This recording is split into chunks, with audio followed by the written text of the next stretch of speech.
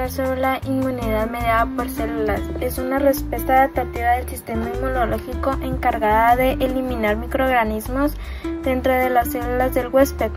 Está mediada por linfocitos TCD4 y CD8, que desempeñan funciones clave en la defensa del organismo. Les voy a hablar sobre los linfocitos TCD4. Se diferencian en varios subtipos que vienen siendo la TH1, la TH2 y la TH17. La TH1 activa macrófagos mediante la secreción de citocinas como en interferón gamma, lo que potencia la eliminación de microorganismos. La TH2 favorece la diferenciación de linfocitos B y la producción de inmunoglobulinas, especialmente en la IgE. Y por último, la TH17, que induce una respuesta neutrofílica, permitiendo la eliminación de patógenos a través de fagocitosis y la liberación de especies reactivas del oxígeno.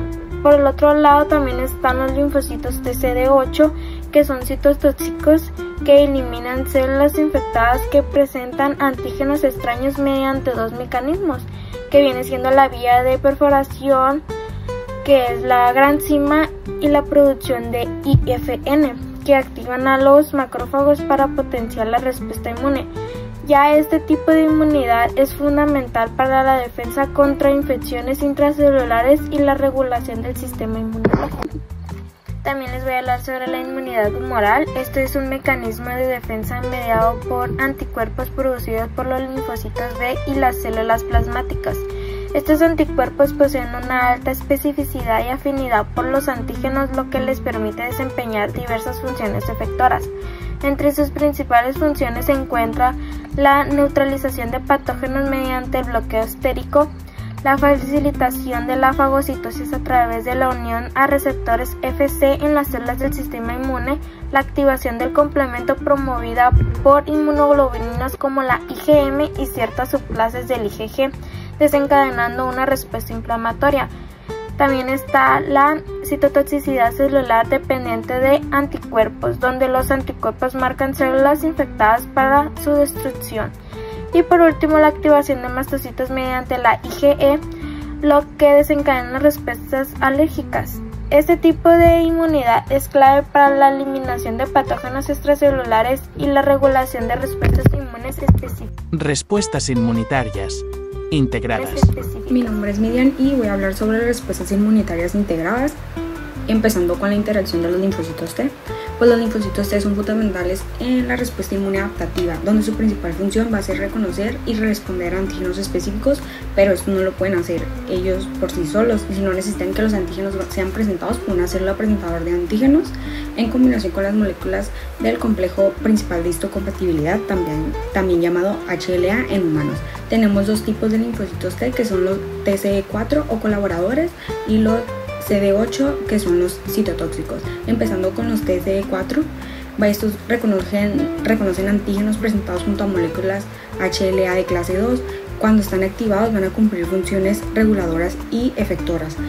Este linfocito se va a dividir en dos subtipos principales, que son los TH1, que van a producir el interferón gamma, y la interleucina 2, que son esenciales en la respuesta celular contra virus, bacterias y células tumorales. Y los TH2 van a secretar interleucinas 4, 5 y 10, que van a favorecer la respuesta humoral y la producción de anticuerpos.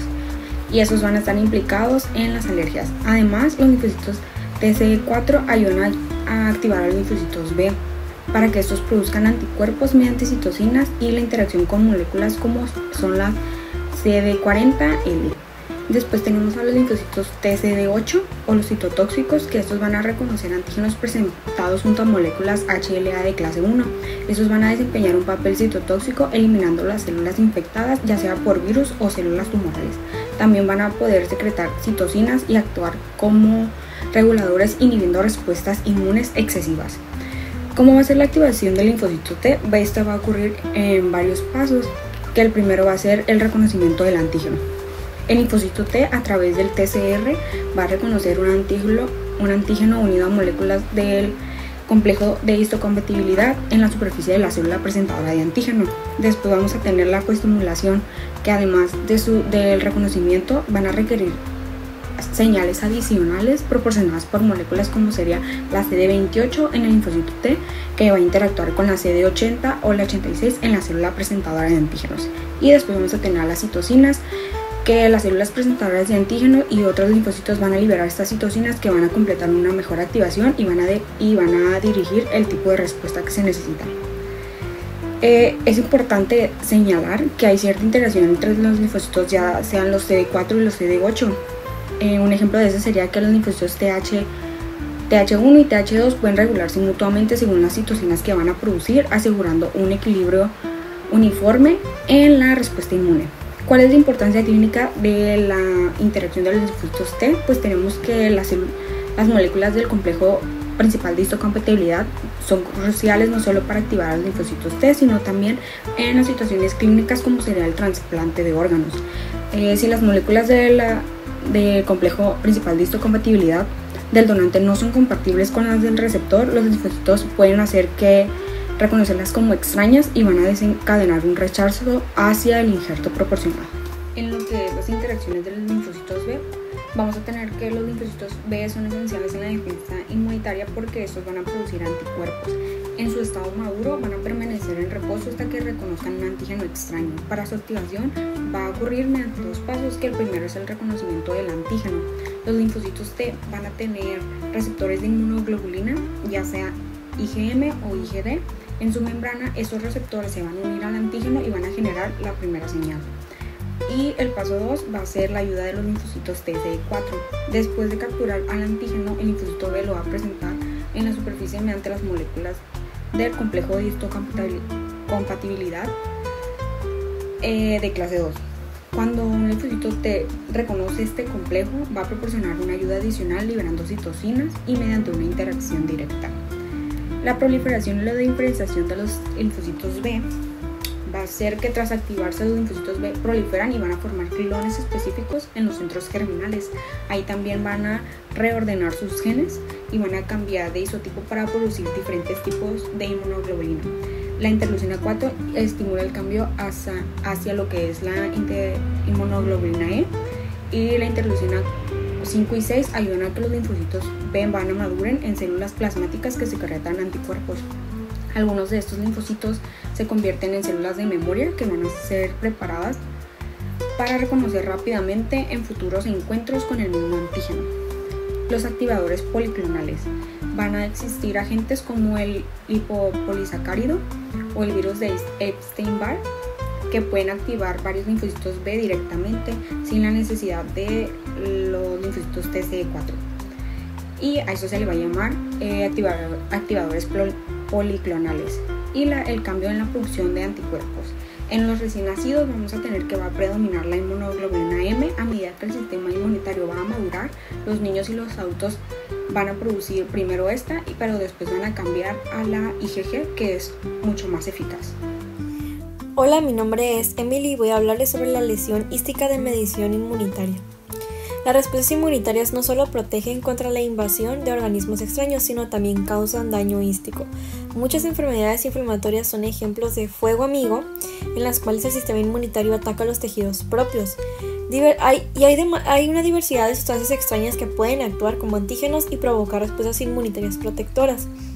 Los efectos protectores de una respuesta inmunitaria van a dar origen a efectos deletéreos, que estas lesiones pueden producir manifestaciones que van desde el malestar temporal a la lesión sustancial. Las enfermedades inmunitarias o de hipersensibilidad son frecuentes e incluyen manifestaciones como ronchas, que sería la urticaria, asma, fiebre de hemo, hepatitis, glomerulonefritis y artritis. Las reacciones de hipersensibilidad se van a clasificar de acuerdo con el tipo de mecanismo inmunitario. Las reacciones de hipersensibilidad de tipo 1, 2 y 3 van a requerir la formación de un anticuerpo específico contra el antígeno exógeno, que es un extraño, o un endógeno, que es algo propio. Y vamos a tener 4 tipos. Tenemos el tipo 1, que es el tipo anafiláctico, que va a ser la hipersensibilidad inmediata. El tipo 2, que va a ser tipo citotóxico, que va a ser anticuerpos citotóxicos. Tenemos el tipo 3, que es tipo de complejo inmunitario. Y tipo 4, que es el tipo celular, que es la hipersensibilidad de tipo retardado. En la tipo 1, que es las reacción de hipersensibilidad tipo inmediata o tipo anafiláctico. Estas van a ser mediadas por la inmunoglobulina E, que estas van a tener una reacción localizada o generalizada que se produce inmediatamente después de exponerse a un antígeno o alérgeno el cual la persona estaba sensibilizada. Es la forma más generalizada y grave de reacción de hipersensibilidad. El anticuerpo IgE se forma y une receptores de alta afinidad de las células cebadas y los basófilos a través de sus dominios Fc. La unión del antígeno y el entrecruzamiento de inmunoglobulina E desencadena la liberación rápida e inmediata de productos desde estas células que llevan a las manifestaciones características de tales enfermedades como urticaria, fiebre de hemo, asma y anafilaxia. Las reacciones del tipo 2 que van a ser del tipo citotóxico van a ser reacciones de hipersensibilidad mediadas por un anticuerpo citotóxico. Estos anticuerpos citotóxicos, que son la IgG y la IgM, se van a formar contra el antígeno por lo general a una proteína de la superficie celular. Este acoplamiento entre un antígeno y un anticuerpo activa el complemento y a su vez lisa la célula a citotoxicidad o daña la matriz extracelular. Ejemplos: anemia hemolítica, autoinmunitaria, enfermedad de Goodpasture y enfermedad de Graves. Las reacciones por complejos inmunitarios, que va a ser la tipo 3, que es el tipo de complejo inmunitario. Este anticuerpo es responsable de la lesión hística, que suele ser también por IgG, IgM e IgA. Pero el mecanismo de la lesión hística difiere. El antígeno va a circular en el compartimiento vascular hasta que el anticuerpo lo une.